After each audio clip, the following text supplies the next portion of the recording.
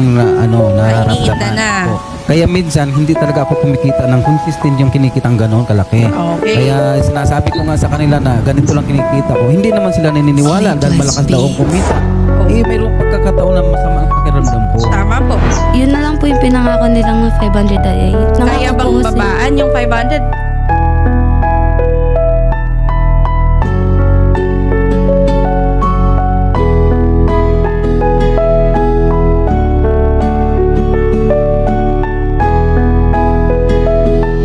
Alam kong hindi ako naging perfecto na haligi, pero ginampanan ko kung anong makakabuti para sa aking anak. Kaya ako nagsisikap kalabanin man ang hirap, matupad lang ang pangarap na inyong inaasam. Kahit pa nga wala ng tulog, basta sa inyong anak makamit nyo lang ang tugato ng kaginhawaan. Kahit na ako'y mawala pa, gagapangin ko yung pagod para sa kinabukasan nyo na masagana. Ultimo maging ang lutong may aking sinantabi, makapagtapos kaya ng hiling ko gabi-gabi. Ngunit bakit ba umabot sa ganito na sitwasyon? Sa maliit na pagkukulang sa iba katumugoy na magumunaw ang sarili dahil sa kahihiyan sa publiko na yung dapat na tayo lang ang may alam. Hindi ko din alam kung ano ba ang pagkukulang ko. 500 sa kada araw ay nabibigay ko to. Pasensya kung ako ay nakakaramdam ng panghihina. Di na rin tulad ng dati aking mga kinikita. Nagkakaedad na ako, marami nang iniinda. Maunawaan mo sana kung minsan ay pumapalya.